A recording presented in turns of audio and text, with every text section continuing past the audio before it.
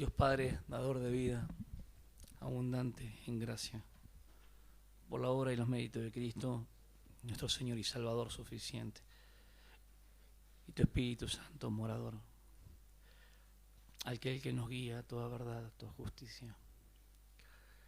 Si bien no hay ningún mandamiento explícito en cuanto a que Él guía, pero somos guiados por Él. Al ser llenos de Él, somos guiados por tu palabra, Señor. Nos enseña, nos instruye, ilumina nuestro entendimiento y hace de nosotros un mejor servidor. Gracias por cada uno de mis hermanos, por cada una de las personas que se encuentran en este lugar. Que sea un recinto lleno de tu gracia, lo apartamos para ti, hemos dispuesto nuestros corazones para alabar y adorar tu santo nombre. En el poderoso nombre de Jesús. Espíritu Santo, ilumina las mentes para que todo pensamiento que se levanta con altivez contra el conocimiento de las Escrituras pueda resolverse solamente por tu palabra. Y así, si cada hermano hace que la palabra more en abundancia en su corazón, en su mente, va a armonizar y su parte afectiva no va a caer en emocionalismo, sino que va a estar ordenado conforme a las Escrituras.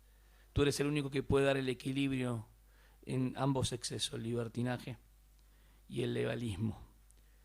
Es el único que puede ayudarnos a poder comprender la vida cristiana, donde no sea una carga pesada, sino una bendición por tu gracia. Libéranos de esas cosas, Señor, que traemos, esos vestigios que tenemos, esos residuos mal aprendidos. Desechamos todas aquellas cosas que no te pertenecen, pero es necesario que en nuestras vidas estén frente a este espejo que es tu palabra, y cada uno pueda ser consciente y volver su corazón primeramente a ti. En el poderoso nombre de Jesús. Amén. Bueno, hermanos, llegó el día de que vamos a hablar. Ya hemos hablado de la sanidad interior, hemos hablado de la liberación. Hubo liberación. Las maldiciones generacionales no existen, son hábitos pecaminosos, la influencia también del contexto. Y nos falta el tema de las... Hoy va a ser tipo un nombre de película, se va a llamar el título La gran estafa y la ofrenda verdadera. ¿Ok? La gran estafa, lo que han utilizado, lo que se ha utilizado durante años y años y años para estafar a la congregación. Bien, vamos a leer por lo menos 4 pasajes. Voy a introducir con 2 de Corintios. 1 año y pico estuve trabajando, 1 año y medio sobre esto y perdí todo lo que había hecho con respecto a este tema. Así que bueno, la memoria también cada vez es más frágil.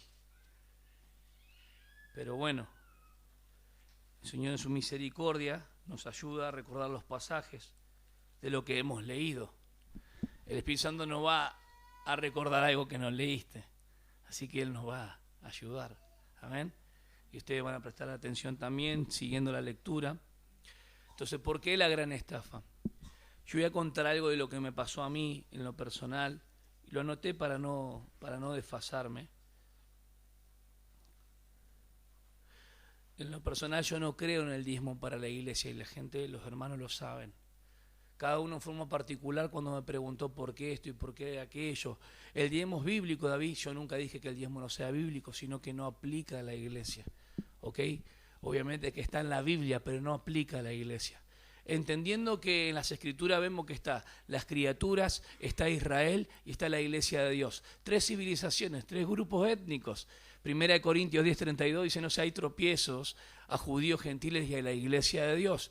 Entendiendo ya y partiendo de esa base, yo no soy Israel. Éramos gentiles sin las promesas en ese sentido, como Israel las tenía, que eran condicionadas a la obediencia. No estamos bajo un pacto mosaico tampoco, que tenemos que cumplir ciertos ritos, liturgia, para que el Señor nos bendiga. Entonces, en 1998 yo entendí esto del diezmo, después fui creciendo en el conocimiento.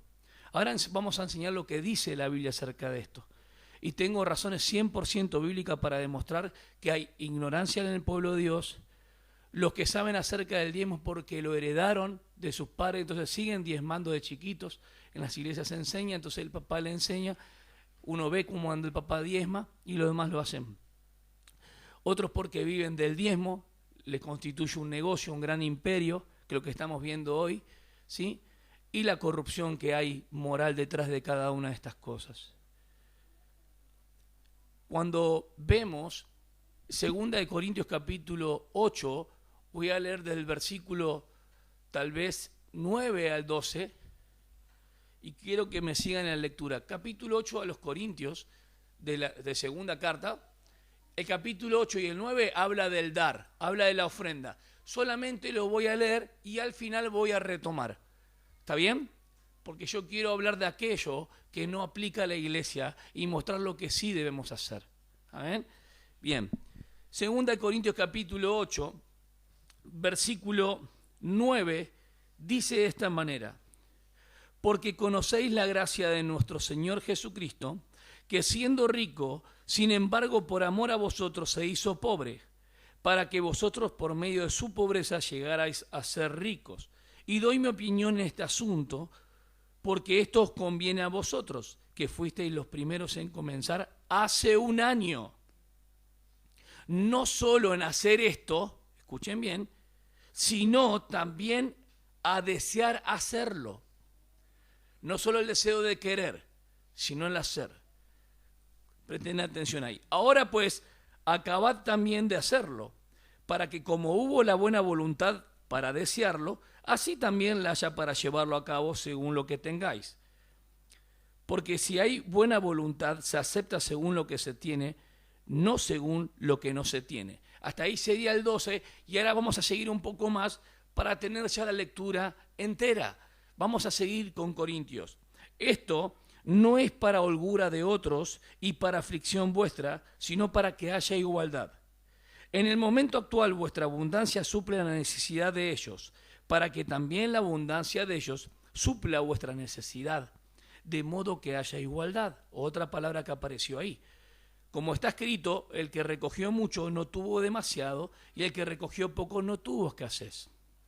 Pero gracias a Dios que pone la misma solicitud por vosotros en el corazón de Tito, pues él no solo aceptó nuestro ruego, sino que siendo de por sí muy diligente, ha ido a vosotros por su propia voluntad. Y junto con él hemos enviado al hermano, cuya fama en las cosas del Evangelio se ha divulgado por todas las iglesias. Y no solo esto, sino que también ha sido designado por las iglesias como nuestro compañero de viaje en esta obra de gracia, la cual es administrada por nosotros para la gloria del Señor mismo y para manifestar nuestra buena voluntad. Versículo 20. Teniendo cuidado de que nadie nos desacredite en esta generosa ofrenda administrada por nosotros, pues nos preocupamos por lo que es honrado, no solo ante los ojos del Señor, sino también ante los ojos de los hombres. Habla de la ética moral, y si ustedes se dan cuenta. Y con ello hemos enviado a nuestro hermano, de quien hemos comprobado con frecuencia que fue diligente en muchas cosas, pero que ahora es mucho más diligente debido a la gran confianza que tiene en vosotros o en ustedes. En cuanto a Tito, es mi compañero y colaborador entre vosotros. En cuanto a nuestros hermanos, son mensajeros de las iglesias y gloria de Cristo. Por tanto, mostradles abiertamente ante las iglesias la prueba de vuestro amor y de vuestra razón para jactarnos respecto a ustedes. Y ahora habla del llamamiento a la liberalidad, generosidad, dice, porque me es por demás escribiros acerca de este servicio a los santos, pues conozco vuestra buena disposición, de la que me glorío por vosotros ante los macedonios, es decir, que Acaya ha estado preparada desde el año pasado y vuestro celo ha estimulado a la mayoría de ellos. Pero he enviado a los hermanos para que nuestra jactancia acerca de ustedes no sea hecha vana en este caso, a fin de que, como decía, estéis preparados, no sea que algunos macedonios vayan conmigo y os encuentren desprevenidos. Por eso Pablo pedía que se hagan antes las colectas. Entonces cuando llegaba él no se juntaba ofrendas, ya estaba preparado. Presten mucha atención a esto. ¿Están atentos ahí? Bien. para que no seamos avergonzados. Habla de que y os se encuentre desprevenido y nosotros, por no decir ustedes, seamos avergonzados por esta confianza. Así que creí necesario exhortar a los hermanos a que se adelantaran en ir a vosotros y prepararan de antemano vuestra generosa ofrenda, ya prometida, para que la misma estuviera lista como ofrenda generosa y no como codicia. Pero esto digo, el que siembra, acá viene la recompensa, fíjense, pero esto digo, el que siembra escasamente también segará, y el que siembra abundantemente también segará. Que cada uno dé, como propuso el que más conocemos, su corazón, no de mala gana ni por obligación, porque Dios da el doble de lo que le ha dado. ¿De dónde sacaron ese versículo? No dice eso, ¿no? No, porque ya en la generosidad va implícita la fe. Ahora vamos a hablar de eso. Y Dios, ¿cuántas veces he cantado eso? Dios da el doble de lo que le ha dado. Y nunca lo había, hasta que leí la Biblia y dije, no está acá. Estamos cantando algo que no es, ¿no? Que cada uno dé como propuso en su corazón, no de mala gana ni por obligación, porque Dios ama al dador alegre. Amén. Y Dios puede hacer que toda gracia abunde para vosotros, a fin de que teniendo siempre todo lo suficiente en todas las cosas, abundéis para toda buena obra. Y miren el salmo que coloca. Como está escrito, Él esparció, dio a los pobres o repartió. Su justicia permanece para siempre. Es un salmo que esa justicia tiene que ver más con Santiago. El que dice que tiene fe y no obra, ¿me van entendiendo? Y el que suministra semilla al sembrador y pan para su alimento, suplirá y multiplicará vuestra sementera y aumentará la siega de vuestra justicia. Seréis enriquecidos en todo, para toda liberalidad, el cual por medio de nosotros produce acción de gracias a Dios.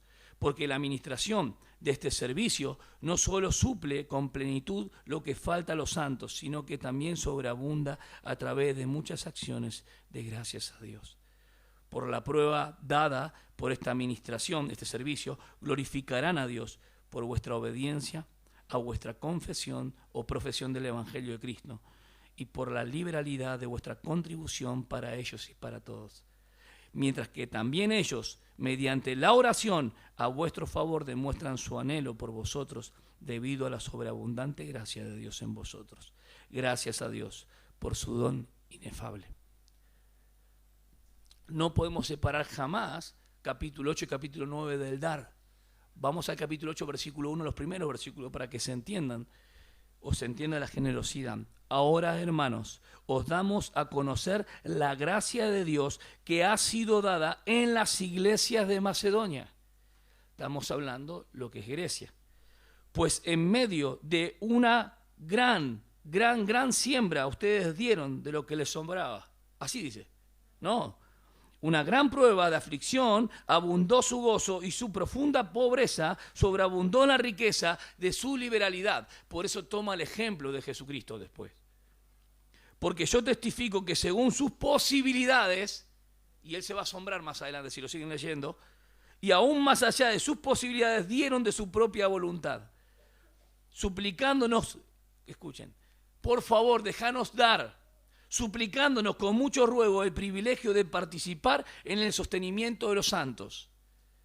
Y esto, no como lo habíamos esperado, no lo habían esperado así de ellos, sino que primeramente se dieron a sí mismos al Señor, primeramente al Señor, y luego a nosotros por la voluntad de Dios. En consecuencia, rogamos a Tito que como él ya había comenzado antes, así también llevara a cabo en vosotros esta obra de gracia. Mas así como vosotros abundáis en todo, en fe, en palabra, en conocimiento, en toda solicitud y en el amor que hemos inspirado en vosotros, ved que también abundéis en esta obra de gracia. No digo esto como un mandamiento, sino para probar por la solicitud de otros también la sinceridad de vuestro amor. Primero, iglesias que estaban en las periferias, las más pobres, con gran tal vez estrechez en apariencia, pero sobreabundante riqueza en amor y generosidad, porque abundaban más allá de sus fuerzas. 2 Corintios 8 y 9, tenemos ya un patrón de lo que Pablo dice. Vamos a añadir 1 Corintios 16, 1 y 2 para dejarlo al final. Al final solamente 4 versículos voy a resaltar. 1 Corintios 16, 1 y 2. Hacen nada cuenta cuál era la ofrenda a los santos. Dice, ahora bien, en cuanto a la ofrenda para los santos, haced vosotros también como instruí. O sea que él enseñó cómo debían hacerlo, la forma, la manera. A las iglesias de Galacia. ¿Se acuerdan que Pablo hizo el viaje a Galacia? Que el primer día de la semana, cada uno de vosotros aparte y guarde según haya prosperado, para que cuando yo vaya no se recojan entonces ofrendas. ¿Vamos bien? Y cuando yo llegue, enviaré con cartas a quienes vosotros hayáis designado para que lleven vuestra contribución a Jerusalén. Y si es conveniente que yo también vaya, irán conmigo. Había todo un orden. Bien, vamos a realmente la gran estafa. La gran estafa es tomar el diezmo y aplicarlo a los cristianos. Yo no he visto ningún pastor que diga, dame un camión de grano, de trigo, de heno, de menta. Todo lo traducen en plata. Ven versículos y ven plata. Dios nos libre de eso. Vamos a Levítico, donde empieza la ley del diezmo. Maser, justamente es décima, donde viene el hebreo, décima parte. Los pastores hoy no se ponen de acuerdo si tienen que dar del neto o del bruto. El bruto es todo. De ahí la décima parte, si tengo 100, doy 10. Pero el neto, ¿qué hacen? Pagan los impuestos, pagan escuela, todo y después dan. Ni ellos se ponen de acuerdo. Porque no les conviene dar del bruto. Pues sería muchísimo. Ya están agregando 0 atrás. Lo triste es que nunca los diezmos se juntan para hacer conferencias misioneras, para comprar los instrumentos en este sentido. Otra cosa más, para eventos de la congregación. No, los diezmos tenían que ver con la parte agraria del fruto, semilla y los animales del campo. ¿Está bien? Tenía que ver con 4 tipos de diezmo, anoten, 4 tipos de diezmo. ¿Sí? 4 tipos de diezmo, no uno solo, 4 tipos. Y la ley del diezmo tiene que ver con Levítico. Y con esto voy a responder a los hermanos que dicen, mucho tiempo he diezmado y tal vez lo hice de corazón. Bueno, ahora eso ya pasó. Ahora nosotros estamos en un tiempo entendiendo que debemos ofrendar voluntariamente. Pero quiero mostrarle algo interesante. Vamos a Levítico 27, del 30 al 33. Vamos a examinar las escrituras y tómense un tiempo para no salir corriendo rápido de la congregación. Por favor, porque va a venir fuerte, yo les digo. Del 30 al 33, Levítico tiene que ver con la santidad de Dios. ¿Ustedes saben que la ley es espiritual o no? La ley de Dios, ¿cómo es? Santa, buena y justa. ¿Sí? Presten atención que yo voy a buscar un versículo con el cual me torturaron toda mi niñez. Indefectiblemente diezmarás. Me habéis robado. Ahora vamos a ver de qué está hablando ahí. Si viene el pulgón hoy o el revoltón. Versículo 30 al 33 de Levítico 27 dice. Encontraron Levítico 27. Voy bien lento, así que. Así pues, todo el diezmo de la tierra, de la semilla de la tierra o del fruto del árbol es del Señor. Es cosa consagrada al Señor. Y si un hombre quiere redimir parte de su diezmo, o sea, quiere quedarse parte de su diezmo, si tiene 10 vacas y quería quedarse con una, después cuando crece, tenía que dar. Porque al 20, ahora voy a explicar eso que es importante. Le añadirá la quinta parte, o sea, de 100 sabemos que es 20. O sea que a uno el 30% tiene que dar. Todo diezmo del ganado o del rebaño, o sea, de todo lo que pasa debajo del cayado, algunos dicen debajo de la vara, la 10ª cabeza será cosa consagrada al Señor. Si la redimía y no la quería en ese momento, después, el próximo año, cuando tenía que dar mucho más. No debe considerar si es bueno o malo, tampoco lo cambiará. Si lo cambia, tanto el animal como sus sustitutos serán sagrados. No podrán ser redimidos. O sea, acá hay toda una ley que no la vamos a poder explicar ahora. Lo que yo quiero detenerme es que el diezmo tenía que ver con frutos, semillas y animales. La parte agraria, agro es campo. ¿Estamos bien? Ahora, pactá con Dios. Ay, ay, ay. Pactá con Dios. 37 veces aparece en el Nuevo Testamento la palabra pactos. Y siempre tiene que ver con la posición del nuevo pacto y una también con el pacto de redención de la sangre. Nunca habla de pactar con Dios. Hay gente que pactó con Dios y perdió su casa. Pactar con Dios no está en las escrituras que vos pactás con Dios para que te dé algo. No existe tal cosa. ¿Ok? El pacto tiene que ver con algo que se instituye por la obra de Cristo, la sangre derramada. Esto es mi nuevo pacto. Y no tiene que ver con algo que el hombre puede hacer, sino tiene que ver con algo que él hizo, en todo caso. ¿Vamos bien? Vamos a la parte semillas. Eso lo dejamos un poquito más adelante. Vamos a las primicias. Hay que dar las primicias. Y la gente llega con todo el tema de las primicias. Las primicias en el Viejo Testamento era la parte por el todo, ¿se acuerdan? A la tierra de Canaán, donde fluye leche y miel, tenían que tomar algo de los espías, trajeron una porción para demostrar, así como el racimo de uva, de la abundancia que había. El de la espiga, el sumo sacerdote esparcía también del trigo de la primera cosecha o de la cebada, y esparcía, ¿sí?, en señal de que toda la cosecha era de ¿quién? De Dios. Así lo consagraba, las primicias por el todo. Eso se toma en las iglesias, traigan las primicias, los primeros, lo mejor y lo bueno, y lo traducen en plata. Entonces las primicias, no solamente hay que pactar con Dios, sino son las primicias. Veamos versículos donde nos habla de primicia y que nada tiene que ver con lo que hacen con el dinero.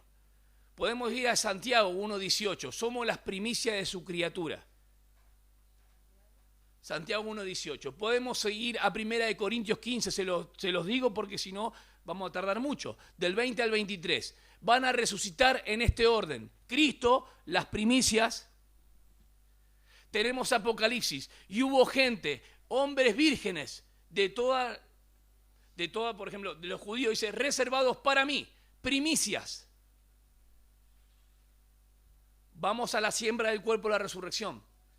De sembrar, de semilla. Se siembra esto hablando del cuerpo, ¿sí? Y resucita esto. No tenía que ver con dinero. ¿Me van entendiendo? Ni las primicias tenían que ver con dinero, ni las semillas tenían que ver con dinero. Ni pactar tampoco. Lo que hay era ofrendas. Los diezmos habían sido instituidos por Dios en la ley. ¿Estamos de acuerdo? Acá lo dice el Levítico. ¿Para quién? Vamos a leer el 1 y el 2 de Levítico 27.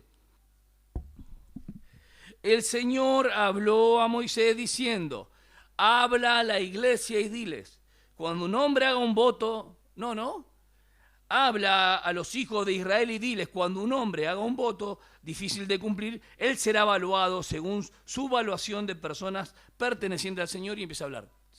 Desarrolla todo. El diezmo era para Israel, para los hijos de Israel. En toda la distribución de la tierra había alfolí. Alfolí es un granero.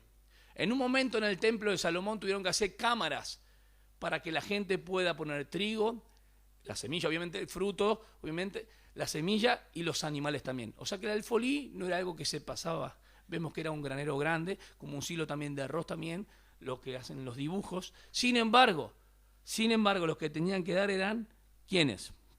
Los hijos de Israel. La 10ª parte de todos tenían que dar. ¿Por qué tenían que dar ellos? Porque Dios era el que daba la abundancia. ¿Qué pasaba si ellos no daban conforme al Deuteronomio 28? Tenemos las maldiciones a causa de la desobediencia y tenemos la bendición a causa de la obediencia. ¿Qué pasaba cuando el pueblo de Israel no daba? ¿No eran qué? Bendecidos, venía sequía, no había producción y no había fruto. ¿Qué pasaba cuando Israel daba? Había abundancia, había producción y había fruto. Deuteronomio 28. Los pastores agarran a Abraham y le hacen la doble Nelson, Génesis 14, para decir, nosotros no estamos bajo la ley, pero Abraham estaba antes que la ley. pensando que ahora tenemos que diezmar. No, el diezmo cuando es instituido era una práctica en el pueblo de Israel. ¿Me entienden o no? No fue un evento una sola vez como excepción. Excepción digo porque Abraham va a decir algo interesante que muchas veces se pasa por arriba. Vamos a Génesis 14, el sobrino de Abraham. Versículo 14 de Génesis 14. Al oír Abraham que su pariente había sido llevado cautivo, movilizó a sus hombres adiestrados nacidos en su casa, o sea, los siervos, 318, y salió en su persecución hasta Adán. Dan, un territorio de las partes de las tribus del norte de Israel. ¿Con cuántas personas? 318. Y por la noche él con su siervo organizó su fuerza contra ellos y los derrotó. Y los persiguió hasta Joba, que está al norte de Damasco, o sea, más arriba. Y recobró todos sus bienes, también a su pariente Lot, con sus posesiones, y también a las mujeres y a la gente. Versículo 17. A su regreso, después de derrotar a Kedorlaomer y a los reyes que estaban con él, salió a su encuentro el rey de Sodoma en el valle de Sabe, es decir, el valle del rey. Acá viene la figura y viene el tipo. Entonces Melquisedec, rey de Salem, sacó pan y vino. Él era sacerdote del Dios Altísimo y lo bendijo diciendo: bendito sea Abraham del Dios Altísimo, creador del cielo y la tierra. Y bendito sea el Dios Altísimo que entregó a tus enemigos en tu mano. Y le dio a Abraham el diezmo de todo. No se lo pidió, él se lo dio. Y el rey de Sodoma dijo a Abraham: dame las personas y toma para ti los bienes. Y Abraham dijo al rey de Sodoma: he jurado, escuchen bien, esto no se lee nunca, escuchen esto, he jurado al Señor, Dios Altísimo, creador del cielo y de la tierra, que no tomaré ni un hilo ni una correa de zapato. ¿Cuándo juro? Antes. ¿Lo entendieron? Antes. He jurado al Señor. Dios le dio la batalla, pero él le había dicho que no había de tomar nada. ¿Y por qué les digo esto? Cuando van a Génesis 13, versículo primero, Abraham era rico, miren. 13, capítulo 13, versículo 1, dice: subió pues Abraham de Egipto al Negev, él y su mujer con todo lo que poseía, y con él Lot, estaba Lot con él. Y Abraham era muy rico en ganado, en plata y en oro. Cuando vamos a la institución en cuanto al monte Sinaí, las leyes, había tres formas de libertar. Era por medio de la venganza de alguien, ¿sí? ¿Está bien? Por medio del poder, ¿sí? O por medio de la riqueza. Abraham tenía riqueza. ¿Por qué no liberó con riqueza el rescate? ¿Por qué no pagó ahí? No, con mano fuerte el Señor hizo algo interesante. Y Abraham dio el diezmo no de su riqueza, del botín de lo que había tomado, porque él sabía que la batalla le pertenecía ¿a quién? No está enseñando a diezmar Abraham, nunca más lo hizo. No, pero Isaac lo hizo. Seguramente la información la tenía Isaac, Génesis 26, no. Pero Jacob lo hizo un voto. Si tú me dieres esto, paz y esto, y haré esto. No lo hizo nunca. Nunca se enseña el diezmo en el Viejo Testamento, digamos, antes de la ley de Moisés. El diezmo fue instituido para la nación de Israel porque era un impuesto de la tierra, era un pago que tenían que hacer, era una deuda en ese sentido, ¿sí? Entonces, al tener esto que Dios mandaba la lluvia y había bendición, los que tenían que recoger. Y habían 4 tipos de diezmo que le voy a mencionar uno por uno. Vamos a ver los 4 diezmos. Vamos a ir a Números, voy a tomar 2 o 3 pasajes. Estaba el diezmo que era para la tribu levita. ¿Quién eran los levitas? Eran de... Leví es una tribu, ¿sí? De las 12 tribus de Israel. Cuando fueron a espiar la tierra, ¿se acuerdan? El Señor reparte después la tierra, una vez que poseen la tierra, el tema de la repartición. Leví se queda sin porción de tierra, su porción iba a ser Dios porque ellos se iban a dedicar a la casa. Entonces entendemos que el sustento, había un sustento de la casa, primer punto, un sustento de la casa que tenían que mantener y ministrar. Y los sacerdotes eran los que hacían ¿qué? el sacrificio. O sea que el diezmo era un sustento también para los levitas en cuanto a la casa y un sustento para los sacerdotes. ¿Vamos bien? Pero había otro diezmo que se juntaba en los graneros y era para viuda, huérfano, extranjero y también levitas que venían de otro lado. Eso es muy importante. Había un diezmo anual, había un diezmo trianual y había un diezmo de los diezmos que tenían que dar los levitas a los sacerdotes. 4 diezmos. Por eso hay iglesias piramidales donde la iglesia filial da el diezmo y los diezmos al pastor. El problema es que nosotros no somos Israel. El problema es que el pastor no es de la tribu de Leví. Se perdió toda la genealogía, hermanos. ¿Está bien? Vamos a Números 18:21.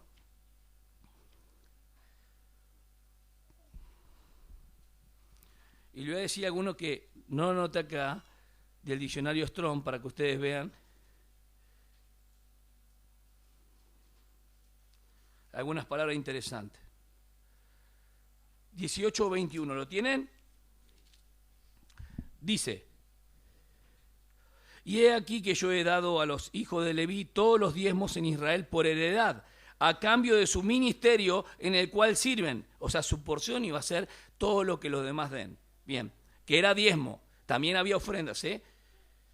En un momento David, para que ustedes se den cuenta, en el reinado, dice que ya basta, no den más. Moisés dijo en un momento, o sea, que no había ya lugar. Moisés dijo, basta de dar. Impresionante, porque la gente cuando daba las colectas de ofrenda era para el edificio. O sea que si una iglesia quiere tener la parte de manutención, tiene que levantar ofrendas para las cosas que tenemos. No hace falta diezmo, era la ofrenda, ¿me entienden? El diezmo era para el sustento de ¿quién? De los levitas, sacerdote, viuda, extranjero. Todo eso tenía que ir con comida más que nada. ¿Cómo se han cambiado las cosas, no? ¿Cómo se han cambiado las cosas? Uno me dijo una vez, ¿y cómo hace entonces una iglesia para mantenerse si no diezman? Ofrendan. Las ofrendas deben ser abundantes. Y he aquí que yo he dado a los hijos de Leví todos los diezmos en Israel por heredad. O sea que todos los hermanos de Leví de las otras tribus tenían que dar los diezmos ¿a quién? A Leví. A cambio de su ministerio en el cual sirven, el ministerio de la tienda de reunión. Ellos servían matutino, vespertino, la verdad que habían órdenes, ¿no? Así que es importante entender esto. Después otro versículo interesante que está en Nehemías 10:37.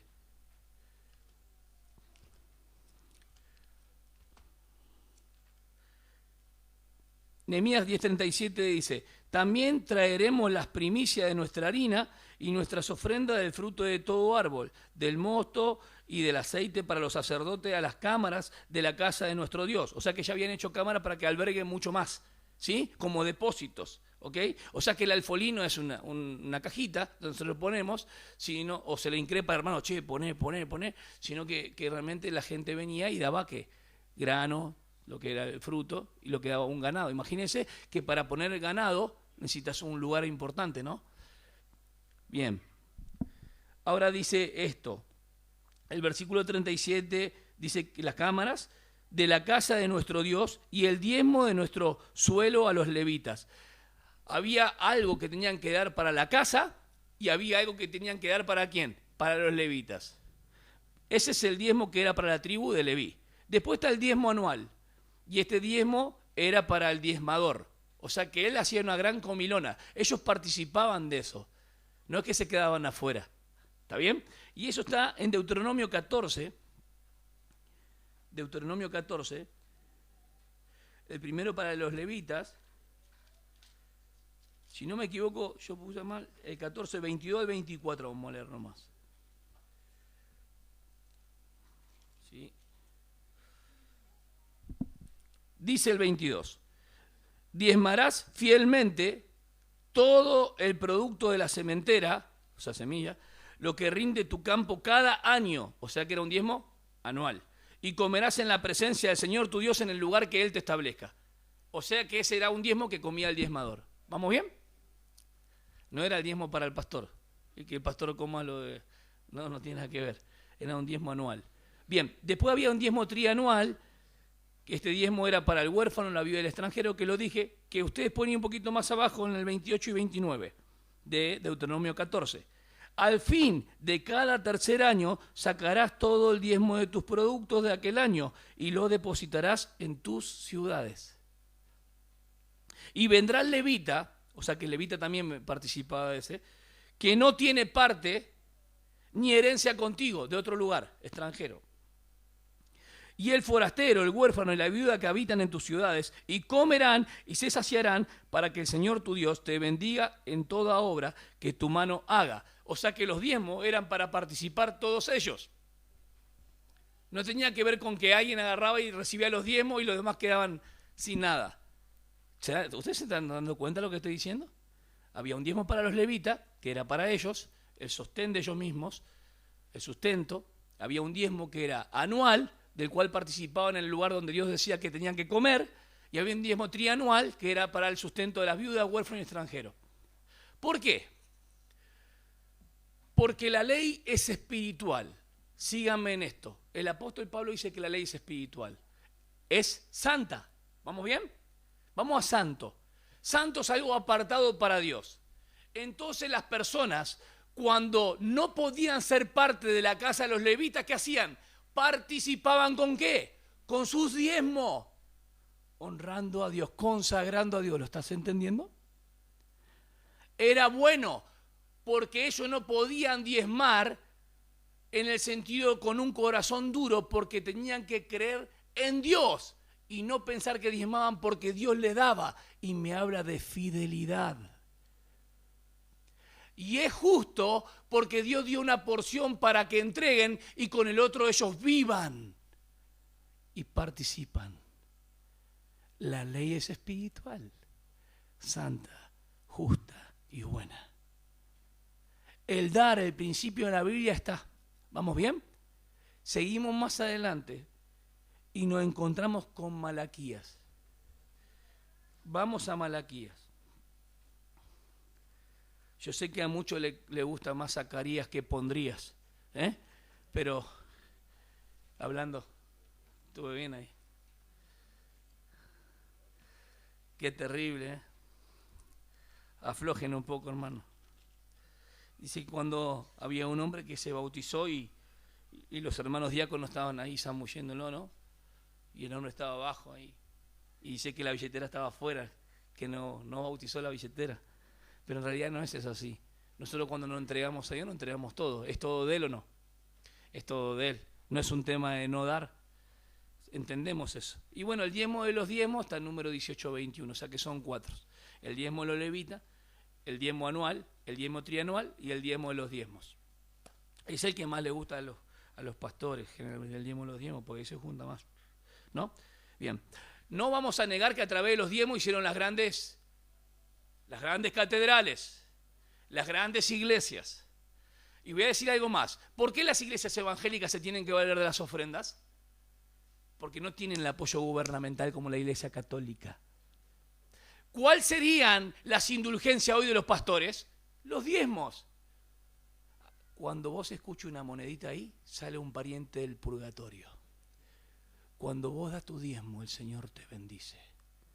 Son las indulgencias modernas que extorsionan, que sacan la fidelidad del hermano y que no lo hace participar en la ofrenda de los santos como una actitud de adoración. Cada uno dé como propuso en su corazón, ni por tristeza ni por necesidad, porque Dios ama el dador alegre. No lo den en el momento, en la semana conforme prosperó. No tengo nada, el Señor lo sabe. Entonces la ofrenda debería ser para ese hermano que no tiene nada, porque la ofrenda era para los santos. Cuando el apóstol Pablo en Filipenses habla de la ofrenda que ellos habían dado primeramente para él, después se olvidaron los hermanos del apóstol Pablo en Filipenses. Y en el capítulo 4 dice, sabé, acordado de vuelta de mi necesidad. Los hermanos filipenses eran muy dadivosos, pero después se olvidaron un poco y Pablo les recuerda de vuelta en Filipenses capítulo 4. Habla también del sostén de las viudas, de los ancianos y demás. De las viudas, hay una lista, hermanos. No es cualquier viuda. Habla de las viudas que van de casa en casa, que son jóvenes y pueden trabajar. Hablan de las viudas que tienen sus hijos que lo pueden sustentar y ser honrados. Habla de la administración. Hubo un caso de me parece que es coreano, que estuvo preso hace unos años atrás, porque lo que administraban las ofrendas, por eso habla de honestidad en Corintio, ¿vieron? Para que no sean desacreditados en el ejemplo, dice que sean personas honestas y sin doblez. Este sentido es muy importante porque administran, y puede haber un Judas que le gusta, ¿no?, la codicia. Que eso está en el Adán, en realidad. Pero no le va a echar la culpa a Adán, es él el que roba, ¿no? Y tiene prisión. ¿Saben por qué? Porque los hijos estaban encargados de las ofrendas y sustraían de las ofrendas. Terrible. Como testimonio, mal. Éticamente y moralmente no tenía que haber permitido eso. Imagínense que yo le diga a Natanael, vos sos el tesorero. Igual a la hermana acá nos van a permitir, no se preocupen. Pero siempre es bueno, y en eso se está ordenando también la congregación. Aunque los hermanos lo han hecho con mucha diligencia, siempre es así, hermanos. Gloria a Dios. Pero es el Señor el que pesa los corazones. Nosotros no nos estamos dando cuenta de la importancia, tal vez, que es ofrendar. Estuve toda la noche pensando en esto. No estamos entendiendo. Si yo estimulaba un poquito más y lo motivaba, primero decía, no ofrende nadie, porque eso es lo que me hacían a mí. Vamos a ofrendar al final, porque a través del estímulo, metes un poco más. No es la idea, porque no tiene que ser con intencionalidad. La ofrenda es una participación de los santos. No es cuando termina la reunión por allá, es acá que ofrendamos. No es para que el que está al lado mire, porque vos sabés solamente lo que Dios te bendijo y lo que puedes dar. Es algo privado porque, Señor, tú fuiste fiel. Esta semana me diste de comer. Esta semana me sustentaste. Esta quincena es por tu gracia, Señor. Yo quiero llevarte una reflexión más profunda que el tema del diezmo, que es bíblico para el viejo pacto. Quiero llevarte al lugar donde nos condenaron, o alguna vez te sentiste condenado, o mis padres tal vez se sintieron condenados. Malaquías capítulo 3, versículos 6, 7, 8 y 9, los puedo recitar de memoria, de tantas veces que lo escuché. Versículo 6. Hay 4 quejas en el libro de Malaquías. Malaquías 400 años más o menos antes de Cristo. ¿Estamos bien? El pueblo de Israel, el pueblo de Judá ya había vuelto del exilio babilónico. ¿Estamos bien? Pero ya no tenían gloria. Ya Ezequiel vio que la gloria del templo se fue.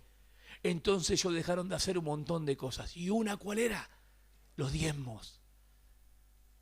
Vamos a estudiar un poquito, hermano. Concéntrense. Versículo 6. Capítulo 3 de Malaquías. Porque yo, el Señor, no cambio.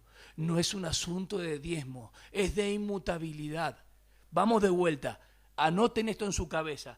Ahora aparten un poquito el sentido del diezmo y vamos a ver la inmutabilidad. Él no cambia. Hablamos de Dios.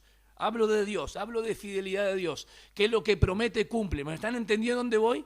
Bien. Porque yo, el Señor, no cambio. Por eso vosotros sois hijos de Jacob. Jacob es Israel. La fundación de Israel tiene que ver con Abraham.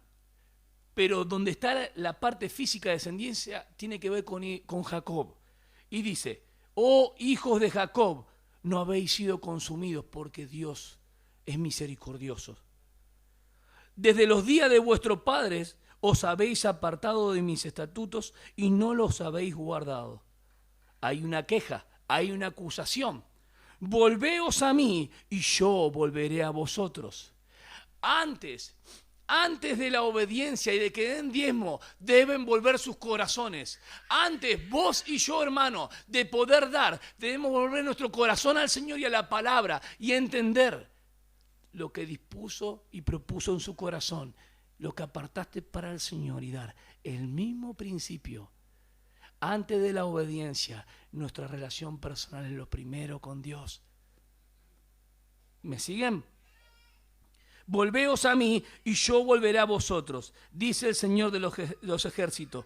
Pero decís, ellos decían, ¿cómo hemos de volver? ¿Robará el hombre a Dios? Pues vosotros me estáis robando. Pero decís, ¿en qué te hemos robado? en los diezmos y en las ofrendas. Con maldición estáis malditos, porque vosotros, la nación entera, me estáis robando.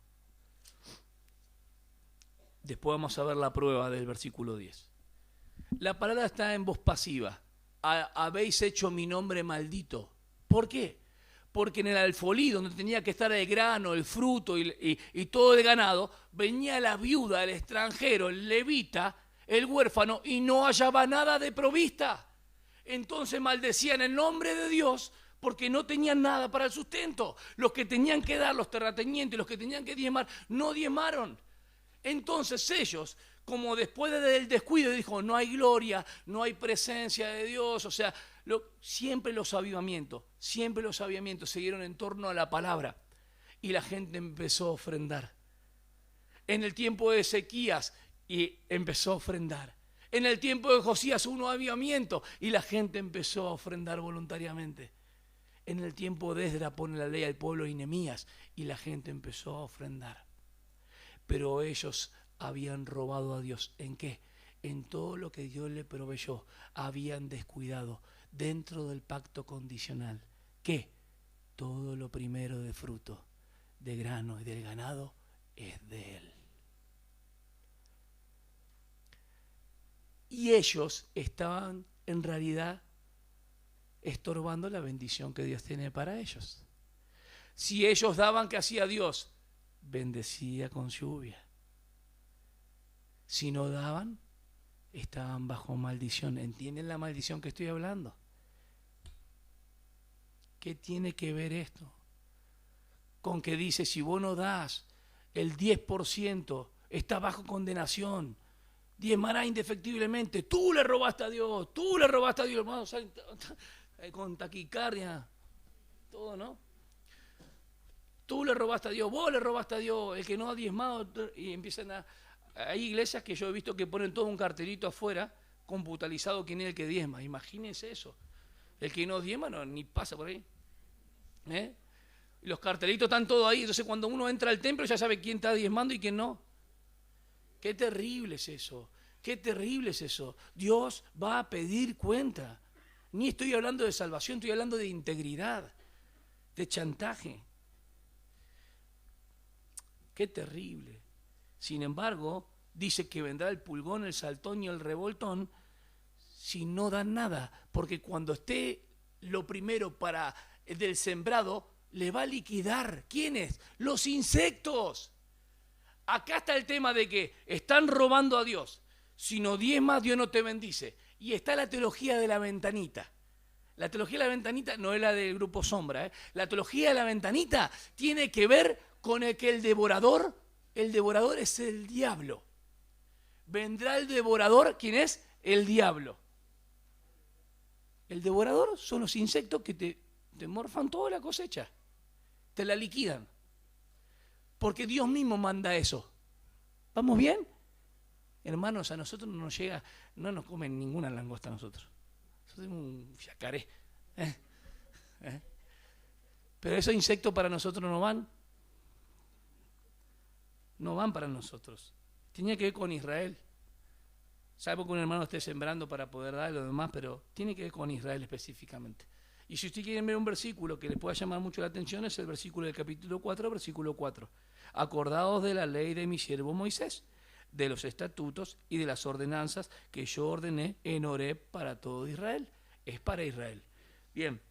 Trae todo el diezmo al alfolí. No había.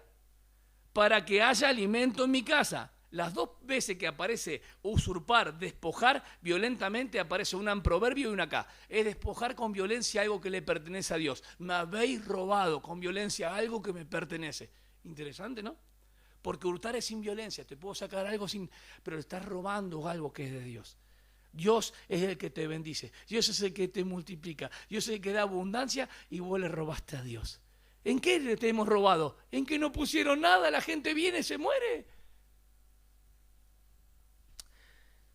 Haya alimento en mi casa, ponedme ahora a prueba en esto, dice el Señor de los ejércitos. Si no, os abriré la ventana del cielo y derramaré para vosotros bendición hasta que sobreabunde. Bueno, y ahí está la gente que habla de la siembra, no entendiendo el uso de lo que habla después en Corintios. El que siembra, hermano, generosamente va ¿a qué? A recoger. Pero eso tiene que ver con la liberalidad y generosidad de cada uno.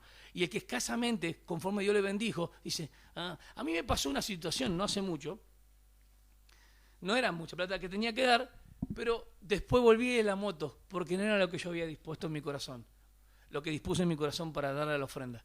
Tuve que volver en la moto, no estaba tranquilo. Mi conciencia no, como el semáforo de Susana, ¿sí? Realmente me acusaba. No me defendía. Me decía, eso no es lo que vos produces. Pues yo siempre en la semana, conforme prosperé, doy. Yo trato de practicar la palabra, usted tiene que practicar la palabra. Conforme prosperaron. No, y bueno, si no nada, nos vamos a pedir para que el Señor te pueda dar la fuerza para que puedas dar. Hubo un caso de una hermana que estaba al lado de un hermano, y la hermana tenía que hacerse unos estudios médicos, esto es real, y le pidió a un hombre antes, necesito hacerme estos estudios, estoy mal de salud. Yo te los devuelvo en la noche porque no tengo nada ahora. Escuchen bien esto. El hermano que estaba al lado de ella, había algo que le inquietaba, por eso Pablo habla de ser de bendición para otros, de estar ahí al tanto de que esto es para vos, y punto. Lo puso a los pies de la hermana, y era la plata que necesitaba para hacer los estudios. Y así pasó millones de veces. Pasó conmigo, ustedes fueron generosos muchas veces, que ni saben que yo necesitaba eso, y sigue pasando. Pero siempre que nosotros entendamos que el Señor nos va guiando en esas cuestiones, toda la plata y el oro es de Él. ¿Saben lo que hacen cuando una persona no diezma? Le dicen, sos un ladrón, no robará el hombre a Dios. ¿Y saben qué toman? 1 Corintios 6:10. Los ladrones no entran en el cielo, no heredarán el reino de los cielos. ¿Qué tiene que ver eso? También tengo Timoteo capítulo 6, versículo 9 al 12, donde dice que muchos se desviaron por amor al dinero. ¿El problema es el dinero o es el amor al dinero? Hermanos, ¿estamos contentos con Cristo? Hablemos las dos veces que aparece el diezmo. Mateo 23, ustedes diezmáis la menta, el heno, lo más chiquito. Hacían 10 mentas. Imagínense el trabajito. Ustedes tienen menta, conocen la menta. Y allá más chiquitita es, ¿sí? Y ponían 10 mentitas y sacaban una. Todo, pero un arbusto. Meticulosos, pero olvidaron la misericordia, el amor. Y la misericordia estaba emparentada ¿en qué? En la viuda, el huérfano extranjero. ¿Estás entendiendo? Y la otra vez que habla de misericordia, ¿cuál es? Yo diezmo, yo ofrendo, el publicano y el fariseo. Jamás en las cartas del apóstol Pablo se dice que la iglesia diezme. ¿Estamos bien? Debemos ofrendar voluntariamente. Le voy a decir qué es la ofrenda. La ofrenda tiene que ver y nacido de un corazón que quiere dar. ¿Estamos de acuerdo? Es la dádiva que nos da el Señor de esto de poder dar, de todo lo que Él nos da, poder dar generosamente. Es la participación, tanto para los santos de ese tiempo, era para los santos de Jerusalén, los pobres, pero también está la extra iglesias. Hay otras iglesias donde pasa un hermano, viene y predica y necesita el apóstol que sea, y los hermanos también pueden levantar una ofrenda con generosidad. Nunca provocada por el orador ni ninguno que esté incentivando y pichicateando para que los hermanos pongan más abajo la mano en el bolsillo. Eso al Señor no le agrada. ¿Estamos bien? Ahora al final no van a dar nada, porque ya lo dieron todo. No me dejaron terminar. ¿Por qué yo llamo la gran estafa? Porque Dios dice que es inmutable y Él no cambia, Él es fiel. Él lo que promete cumple. Y Él le dijo que si ellos daban, Dios lo iba a ¿qué? A bendecir. Y en el Nuevo Testamento, cuando uno ofrenda generosamente, Dios ¿qué hace? Bendice. Bueno, después arréglense con los celos y la envidia. ¿Por qué Dios le bendice tanto? ¿Qué? ¿Por qué? Nada. No, porque Pablo dijo que supo estar en abundancia y en escasez. Ahora, hay una palabra llamada igualdad. Que la holgura de muchos se equipare con la escasez de los otros. Hay una palabra que nosotros tenemos que saber, que la necesidad de nuestros hermanos, tenemos que tratar en lo máximo de estar en igualdad que puedan tener para comer, para sustentarse. Amén. 3, amén. Dios no cambia. Dios no cambia. ¿En qué me habéis robado? ¿A qué le suena cuando digo, ¿en qué me habéis, o sea, ¿en qué te hemos robado? ¿A qué le suena? Hipocresía. No dimos cuando volvieron a Israel de vuelta. ¿Por qué no dieron? Porque sabían que no tenían para dar mucho. Retuvieron, ¿van entendiendo? No es que no tenían. Retuvieron, no estaban llevando, hermanos. Dejaron de llevar el sacrificio, dejaron de llevar los diezmos. Entonces no estaban, ¿qué? Creyendo. Un tema de incredulidad, ¿lo estás viendo? ¿En qué te hemos robado? En que no están llevando. Están reteniendo la bendición. Volveos a mí. Tiene que ver con salir de la desobediencia. Volveos a mí.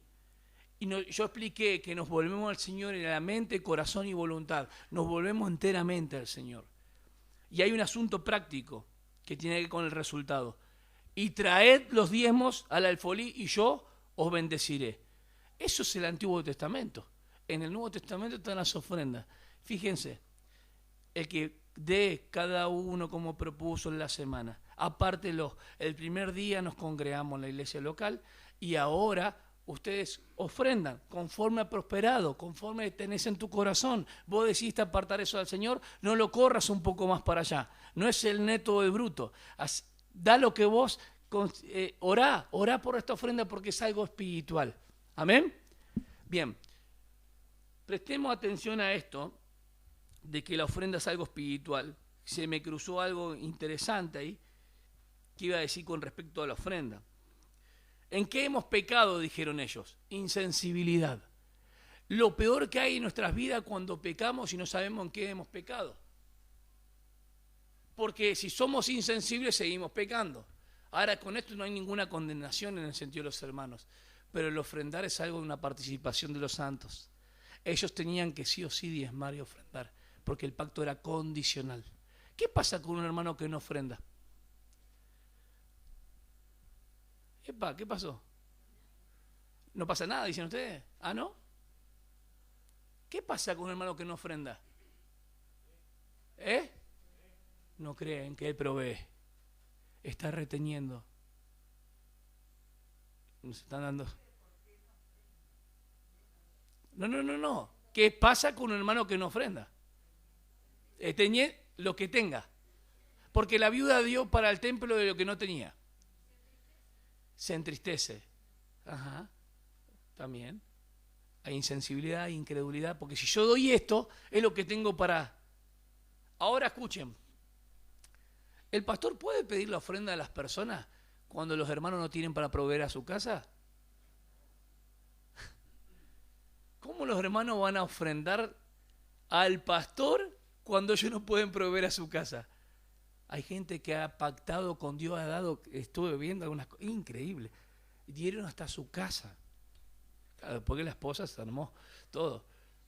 Dieron hasta su casa porque pactaron con Dios. Dieron su llave de auto porque pactaron con Dios. Los pelaron vivos. Qué triste, hermanos. Moisés dice, ya no traigan ofrenda. David dijo, ¿quieren cooperar? Vengan, ofrenden. ¿Para qué? Con esto, para el templo, para lo que sea, para el sustento. Los apóstoles, capítulo 2 de Hechos, versículo 42 al 44 y 45. Todos tenían las cosas en común, partían el pan, estaban en comunión y había enseñanza. Pero después todas las propiedades las vendían y las ponían a los pies de los apóstoles. Y nada ni nadie decía ser suyo nada, porque todo lo daban. No podemos vivir tal vez a ese estatus de la iglesia primitiva, sería maravilloso. Por eso Pablo después ordena y dice, una vez por la semana, aparten lo que prosperaron y den. Pero el primer momento no fue así. ¿Quiénes administraban las ofrendas ahí? Junten hombres diáconos fieles, llenos del Espíritu Santo. Hechos 6. Hechos 8, hay un hombre llamado el mago Simón. Y él quiso comprar el Espíritu Santo con precio. Perezca el dinero contigo.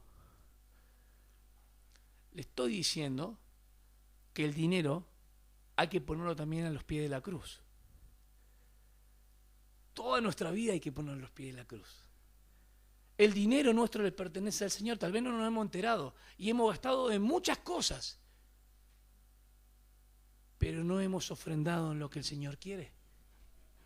Y hay necesidades en la congregación, en la cual vos y yo somos parte. ¿O no? ¿Estás sentado o no? ¿Tenés luz? ¿Querés prender el aire? No. Están todos así, hermano. Pero todo lo que tenemos, siempre las hermanas dicen, ¿con qué se sustenta todavía? Me dicen, y es verdad, con la ofrenda de los santos. Amén. Y si hay alguno que no tiene para comer, tiene que orar al Señor, porque puede ser un momento también de prueba, que Dios está probando su fidelidad. ¿Sí? El que no trabaja, que no coma. Tiene que buscar la manera también de trabajar para proveer a los suyos. Y los hermanos también del otro lado, los diáconos tienen que estar vigilantes. Acá hay un hermano que está pasando necesidad. Acá vamos a... ¿Amén? Hay un orden. Lean Timoteo 5 y 6. Hay un orden. Estamos para ayudarnos. Somos cuerpos los unos a los otros. Somos bendecidos, hermanos. Esta iglesia es muy generosa. Siempre lo fue. Pero ahora mucho más, porque el entendimiento de las Escrituras hace que podamos dar de manera más abundante. ¿Amén? Vamos a terminar con 2 Corintios, solamente 4 cosas. ¿Les cansó, hermanos?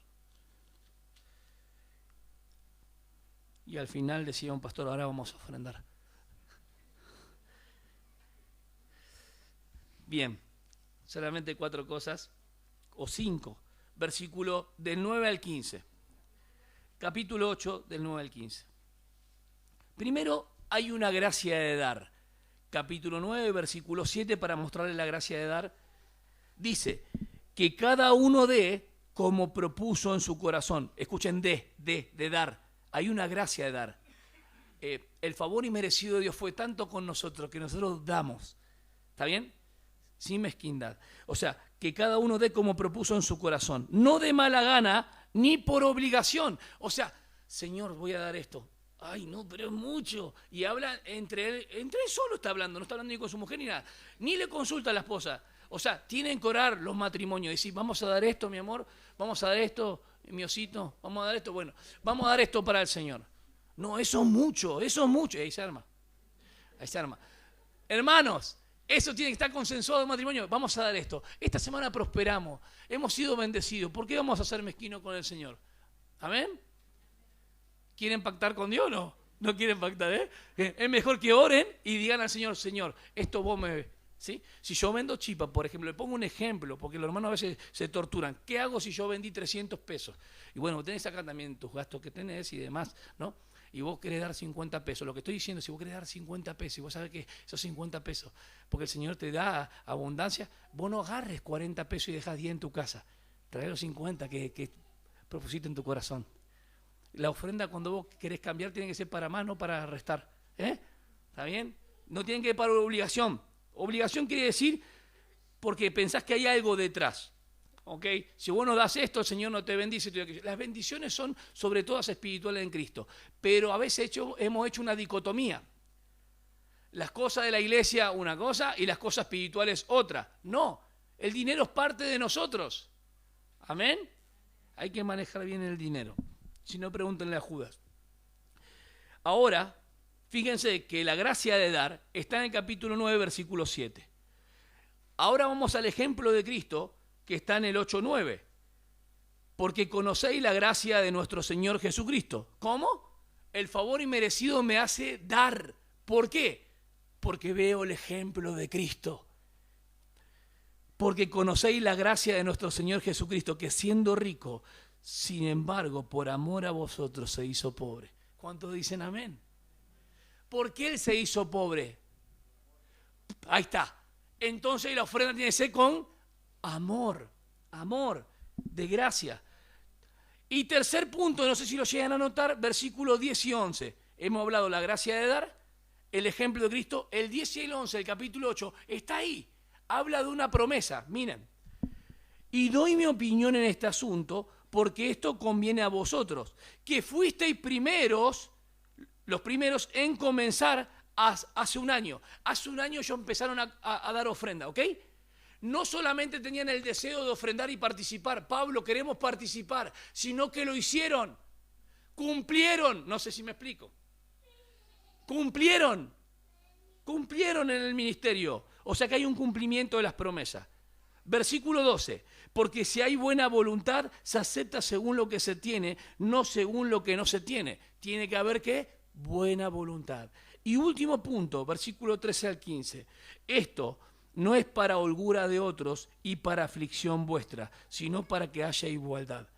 En el momento actual vuestra abundancia suple la necesidad de ellos, de los pobres en Jerusalén, para que también la abundancia de ellos supla vuestra necesidad, de modo que haya igualdad.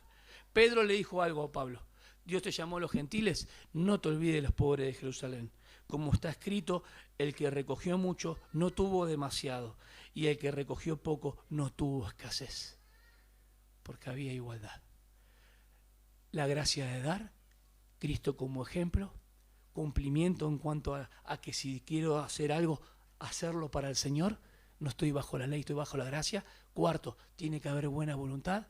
Y quinto, la holgura de tener mucho debe ser en beneficio de los otros. Amén. 2 Corintios 8 y 9 implica dar a los hermanos que tienen una necesidad específica. Vamos a ponernos de pie. Se hizo un poco extenso, pero bueno.